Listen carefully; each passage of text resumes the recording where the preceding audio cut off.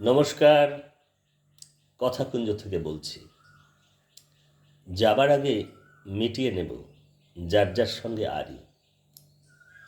উঠলে ঝড়, ছুটব বাইরে, তারপরে তো বাড়ি। সুভাষ মুখোপাধ্যায়।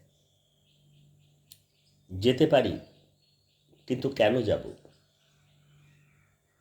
এখনই যাব না। সন্তানের মুখ ধরে একটা চুমো খাবো। এখন রাত্রিরে খাদের পাশে দাঁড়ালে চিতা কাঠ ডাকে, আয় আয় আয়। শক্তি চট্টোপাধ্যায়। মরিতে চাহি না আমি সুন্দর ভুবনে, মানবের মাঝে আমি বাঁচিবারে চাই। রবীন্দ্রনাথ ঠাকুর। আপনারা সকলেই জানেন এদের এই চিরকালীন কবিতার কথাগুলি। এটা শুধু কি স্বনামধন্য কবি শিল্পীর কথা, আমাদের মতো সাধারণ মানুষেরও কি কথা নয়? সমস্ত মানুষের কাছেই বেঁচে থাকা আর চলে যাওয়া মৃত্যু, এই যে মাঝখানে একটা দোদুল্যমান দড়ি, যে কোনো সময় নিচে যে কেউ পড়ে যেতে পারে,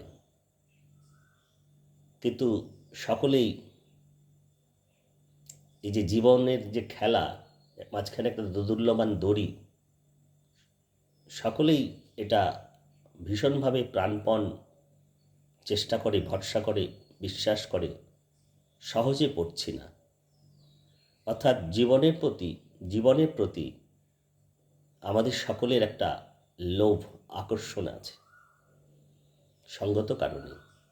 বিনয় মজুমদারও বলেছিলেন, বেঁচে আছি এ কথা ভাবতেই ভারী ভালো লাগে, কেননা এখনও বেঁচে থাকতে, পৃথিবীতে বেঁচে থাকতে লোভ হয় বা ইচ্ছা হয়, এরম বলেছিলেন। তারপরে বলছেন, কেননা পৃথিবীতে নানাবিধ আনন্দ রয়েছে। তো এই নানাবিধ আনন্দের যে উপকরণ, সেটা আমরা নানাভাবে গ্রহণ করি, কখনো দিই নিজের উৎসারিত হৃদয়, উৎসারিত। তো আজকে এই কথাগুলো কেন বলছি? আজকে এই কথাগুলো বলছি আমাদের এক অত্যন্ত শ্রদ্ধার মানুষ, প্রিয়জন, কবি দীপেন্দ্রনাথ গঙ্গোপাধ্যায়। এই এক মাসও হয়নি, খুবই অল্প দিন হলো প্রয়াত হয়েছেন। তো তাঁর শ্রাদ্ধ বাসরে আজকে গিয়েছিলাম। আমার জীবনে ঠিক এরকম একটি শ্রাদ্ধ বাসরে অংশগ্রহণের যে অভিজ্ঞতা, সেটি ঘটেনি। অত্যন্ত মনে রাখবার মতো। কীরকম না, আমি এই যে বইটি হাতে ধরে আছি, আপনাদের দেখাই, আপনারা দেখতে পাচ্ছেন, থেকে যাব নাকি ফিরে যাব, দীপেন্দ্রনাথ গঙ্গোপাধ্যায়ের লেখা কবিতার বই। এই খুবই সামান্য মাস 5-6 আগে প্রকাশিত হয়েছে। ঠিক তার অল্পদিন পরেই বইটি প্রকাশের তিনি প্রয়াত হলেন। কি অদ্ভুত সমাপতন বলবো না কি বলবো। আজকে দীপেন্দ্রনাথ গঙ্গোপাধ্যায়ের শ্রাদ্ধ বাসরে উপস্থিত থেকে যখন ফিরে আসছি, ওর প্রতিকৃতির একটি ছবি প্রচুর মানুষজনেদের শ্রদ্ধা, স্মরণ, ভালোবেসে শ্রদ্ধায় ফুল দিয়েছেন, ধূপকাঠি জ্বেলে দিয়েছেন। একটা অন্য পরিবেশ তৈরি হয় তো শ্রাদ্ধ বাসরে। তো একটি ছবি আমি, আমাদের তো এখন তো অনেক সুবিধে এই স্মার্টফোনের যুগে, একটি ছবি তুললাম। তখন আমার হাতে যথারীতি থেকে যাব নাকি ফিরে যাব, দীপেন্দ্রনাথ গঙ্গোপাধ্যায়ের এই বইটি তার সুযোগ্য পুত্র শ্রী রাজন গঙ্গোপাধ্যায়, তিনিও খুব সুপরিচিত একজন কবি, আমার অত্যন্ত স্নেহভাজন স্বজন। তো তখন মনে হচ্ছিল কবিদের, শিল্পীদের এটা একটা খুব বড় পাওনা যে তাঁরা বেশ কিছু মুদ্রিত অক্ষর রেখে যেতে পারেন, যেটা চিরকালীন থেকে যায়। মানুষটি নেই, কিন্তু তার এই যে বইটি, এটি রয়ে গেল। আমি ভাবছিলাম বইটি হাতে নিয়ে শ্রাদ্ধবাসর থেকে বেরিয়ে রাস্তায় যেতে যেতে সেই স্বপ্নের ফেরিওয়ালার মতো দেখছিলাম, এবং সেখানে এই যে শিরোনাম কবিতাটি, সেটিও পড়ছিলাম যে কি অদ্ভুত, মানুষটি নেই। এই মাত্র 1 মাসও হয়নি, এর মধ্যেই এই যে থেকে যাব নাকি ফিরে যাব, অর্থাৎ ওই একটা মায়া টান, এই জিজ্ঞাসা চিহ্নের মধ্যে, এই প্রশ্ন চিহ্নের মধ্যে থেকে যাবার যেমন একটি সুস্পষ্ট বাসনা রয়েছে, আবার একটা সংশয়ও রয়েছে। ওই যে বিনয় মজুমদারের কথা বললাম শুরুতে, যে বেঁচে আছি কথা ভাবতেই ভারী ভালো লাগে, বেঁচে থাকতেও ইচ্ছে করে বহুদিন পৃথিবীতে, কেননা পৃথিবীতে নানাবিধ আনন্দ রয়েছে। তো এই দোলাচল, চলমানতা, এই যে দোলাচল, এই যে বলছিলাম একটা দোদুল্যমান দড়ির মধ্যে দিয়ে হেঁটে যাচ্ছি আমরা, যে কোনো সময় নিচে পড়ে যেতে পারি, কিন্তু কখনো ভাবি না নিশ্চিত করে পেরিয়ে যাব, পড়ব না। এটি তো জীবনের ধর্ম। তো এই বইটি পেয়ে ভারী ভালো লাগলো। এর চাইতে বড়, মানে মনে রাখবার মতো আর কি হতে পারে। তো আজকে মনে হলো যে আমরা তো কথাকুঞ্জে মাঝে মধ্যে কবিতা পড়ি, এই কদিন ধরে তো কবিতা পাঠই চলছে। এর চাইতে বড় শ্রদ্ধা স্মরণ বোধ হয় আর কিছু হতে পারে না, যে তিনি এই ধরাধামে এসেছিলেন, কিছুকাল ছিলেন। কথায় কথা আসে, আমার মনে পড়ছে, জানি না কোন কবির, এখন আর ঠিক মনে নেই, আলোক সরকারের কি হতেও পারে, যে যাবার আগে বকুল নেব একটি দুটি, যাবার আগে বকুল নেব একটি দুটি। তো বকুল শুধু নিলেন না, প্রচুর বকুল ছড়িয়ে দিলেন, অনেক বকুল গন্ধ তিনি বিলিয়ে দিলেন।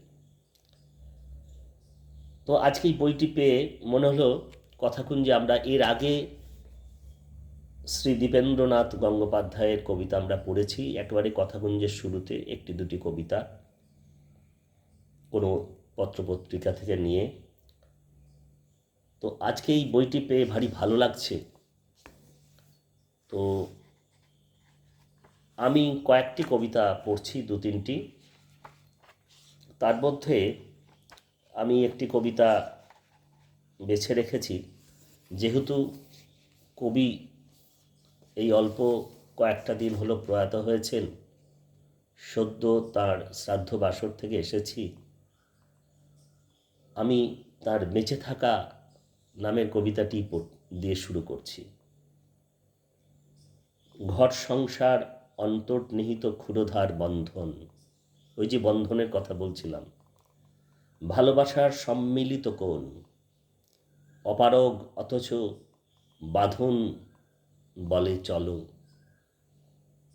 ফোটে অপরূপ জ্যোৎস্না সরে আসে ঘরে,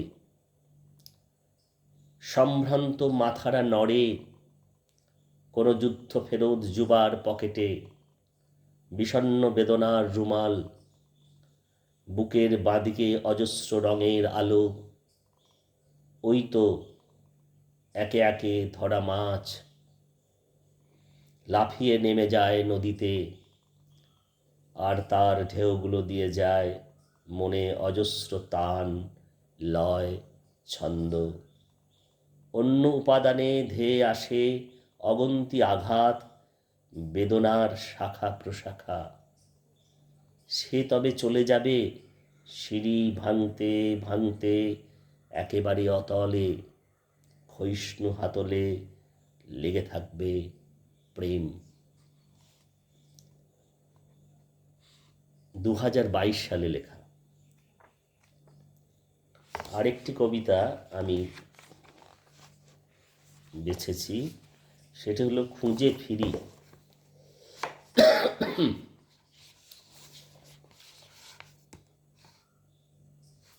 খুঁজে ফিরি, এই তো সিঁড়ি তৈরি, ধীরে পৌঁছে যাওয়া, আশেপাশের সুখ দুঃখ মুখ সরিয়ে হিমবাহের কাছে, ছেড়ে যাওয়ার বেদনা শূন্যে পালকের উদ্বেগহীন ভাষা, বিবস্ত্র মানুষের ছায়াপথ ঘুরে না ফেরা, অলিক সে যান, সকাল বিকেল শীত গ্রীষ্ম কোঁচড় ভরে নেয় অনাস্বাদিত ঘ্রাণ, বিবর্ণ খোঁজ অস্থির কোষ অনুকোষের থমকে আসার মুগ্ধ ধারাপাত, বারবার আসে যায় নির্বিকল্প বোধ নিয়ে আশা জাল বুনতে থাকে, বারবার আসে যায় নির্বিকল্প বোধ নিয়ে আশা জাল বুনতে থাকে। এই যে দুটি কবিতা পড়লাম, দেখুন আমি শুরুতেই যে কথা বলেছিলাম, যেতে পারি কিন্তু কেন যাব, এই সেই একটা আশার কথা, আশা জাল, একটা মায়া তরঙ্গ, জীবনের প্রতি ভালোবাসা, গাছ পাখি অরণ্য প্রকৃতির কাছে ছুটে যাওয়া। আরেকটি কবিতা পড়ছি, এই শিরোনাম কবিতাটি। ভীষণ ঠান্ডা লেগে গেছে, ফলে ঠিক অনুষ্ঠান করবার পরিস্থিতিতে নেই, কিন্তু কখনো কখনো এই পরিস্থিতির সঙ্গে মোকাবিলা করেই কোনো কোনো কাজ করতে হয়। থেকে যাব নাকি ফিরে যাব, মেঘ উড়িয়ে নিয়েছে যন্ত্রণা, ভুলছি না ভুলব না, দিগন্ত শোনায় চরাচরে গান, দিগন্ত শোনায় চরাচরে গান, তারই ছোঁয়ায় কুয়াশা স্তব্ধ চেতন কথা বলবে, ঠায় দাঁড়িয়ে একান্তমুখীনতায় সঞ্চিত নিস্তব্ধতার অশান্ত ঢেউ বুকে বিঁধবে, ধাওয়া করে অজস্র কণ্টকাকীর্ণ উড়ান, বিয়োগ সফলতা বন্ধুত্ব নিশ্চল দাঁড়িয়ে চৌরাস্তায় আমায় ডাকে, আয়। অশান্ত ঢেউ বুকে বিঁধবে, ধাওয়া করে অজস্র কণ্টকাকীর্ণ উড়ান, বিয়োগ সফলতা বন্ধুত্ব নিশ্চল দাঁড়িয়ে চৌরাস্তায় আমাকে ডাকে, আয়। ওই যে বলছিলাম, এখন খাদের পাশে রাত্রিরে দাঁড়ালে চিতাকাঠ ডাকে, আয় আয় আয়। দেখুন, সমস্ত মানুষের কাছে সব ভাবনা চিন্তা স্তর যে জায়গাতেই যিনি থাকুন, কিন্তু ওই যে বললাম, গাছেদের কাছে, পাখির কাছে, নদীর কাছে, প্রকৃতির কাছে, মানুষের কাছে, সন্তান সন্ততির কাছে, সংসারে, সমাজে একটা মায়া টান, একটা মায়া তরঙ্গ। এটাই আমাদের জীবনের বেঁচে থাকার অক্সিজেন। এটা না থাকলে, যদি কোনো মায়া টান না থাকে, মায়া তরঙ্গ না থাকে, জিজ্ঞাসা না থাকে, তাহলে জীবন তো অর্থহীন। তো আজকে আমার খুব ভালো লাগছে, এই দীপেন্দ্রনাথ গঙ্গোপাধ্যায়, যাকে আমি কাকু বলতাম, তো আমার খুবই শ্রদ্ধেয় জন, আপনজন। তো তিনি চলে গেছেন, কিন্তু তার এই যে কবিতার বই, তার লেখা, তার সান্নিধ্যের যে স্মৃতি, সেই সমস্ত স্পর্শ সুখ, তা অমলিন। অমিতাভ দাশগুপ্তের একটি কবিতার লাইন ছিল যে, আমার ছায়াকে কেটে নিতে পারবে না। কথায় কথা আসে, আমি একটু শ্রী দীপেন্দ্রনাথ গঙ্গোপাধ্যায় সম্পর্কে এই বইয়ের শেষাংশে কিছু কথা লেখা হয়েছে, আমি সেটুকু পড়ে দিই। কবির জন্ম 20 জুলাই 1941 সাল। গোড়াবাজার ঈশ্বরচন্দ্র ইনস্টিটিউশন স্কুলের পত্রিকায় প্রথম কবিতা প্রকাশিত হয়। পরবর্তীতে কৃষ্ণনাথ কলেজ পত্রিকায় প্রকাশিত হয় প্রবন্ধ। 1968 থেকে কবি উৎপল কুমার গুপ্ত সম্পাদিত সময়, কবি মনীষ ঘটক সম্পাদিত বর্তিকা ইত্যাদি পত্রিকায় নিয়মিত প্রকাশিত হতে থাকে তাঁর কবিতা। প্রত্যক্ষভাবে যুক্ত ছিলেন যাত্রী পত্রিকার সঙ্গে, খুব সম্ভবত যার সম্পাদক ছিলেন দিলীপ লালা। আমার বাবাও যাত্রী পত্রিকা এবং পত্রিকাতে লিখতেন, শ্রী গৌর বন্দ্যোপাধ্যায়, তিনিও প্রয়াত বহুকাল। তো সে যাই হোক, ওই পত্রিকা থেকেই সম্বর্ধিত হন 1992 সালে। 2017-তে সম্মাননা দেয় সমিত পত্রিকা। এই সমিত পত্রিকা থেকেই এই বইটিও প্রকাশিত হয়েছে। বর্তমানে সমিত পত্রিকার সম্পাদক মণ্ডলীর সদস্য। প্রথম কাব্যগ্রন্থ একাকী সময় প্রকাশিত হয় 2011-তে বহরমপুর বইমেলায়। আর তারপর এই বইটি, থেকে যাব নাকি ফিরে যাব। আরেকটু বলে দিই, সেটি হলো, এই বইটির এইরকম চমৎকার একটি প্রচ্ছদ এঁকে দিয়েছেন শিল্পী শ্রী কৃষ্ণজিৎ সেনগুপ্ত। তো আর বলার বলতে, এই বইটি প্রকাশিত হয়েছে জুন 2024 সালে। তো আজকে শ্রী দীপেন্দ্রনাথ গঙ্গোপাধ্যায়ের কবিতার বই থেকে কয়েকটি কবিতা আপনাদের শোনালাম। প্রয়াত কবিকে আমার অনেক শ্রদ্ধা, ভালোবাসা, প্রণাম জানাচ্ছি। আর আপনারা এই পর্বটি কথাকুঞ্জের প্রতিটি পর্ব যেমন মন দিয়ে শোনেন, মূল্যবান মতামত জানান, কেউ কমেন্ট বক্সে লেখেন, সকলে লিখতে পারেন না অনেকে, আমাকে হোয়াটসঅ্যাপে লিখে জানান, কেউ ভয়েস মেসেজ পাঠান, পথে ঘাটে আমাকে বলেন, যেভাবে ইচ্ছে আপনাদের প্রতিক্রিয়া জানাবেন। মতামত জানানোটা খুব জরুরি, আমাদের জানাও খুব প্রয়োজন। আর ভালো লাগলে এই দীপেন্দ্রনাথ গঙ্গোপাধ্যায় কবির কবিতাগুলি আপনারা নিশ্চিত করে প্রিয়জনেদের জানাবেন, লাইক শেয়ার কমেন্ট করবেন। আর সাবস্ক্রাইব করবার ব্যাপারে তো আপনাদের বলবার কিছু নেই, আপনারা জানেন সাবস্ক্রাইব করতে কোনো পয়সা কড়ি লাগে না, একটু ভালোবাসার স্পর্শ লাগে। ঠিক আছে, আপনারা সকলে ভালো থাকতে চেষ্টা করবেন। আর আজকের পর্বটি আপনাদের কেমন লাগলো নিশ্চিত করে জানাবেন। অনেক ধন্যবাদ, নমস্কার।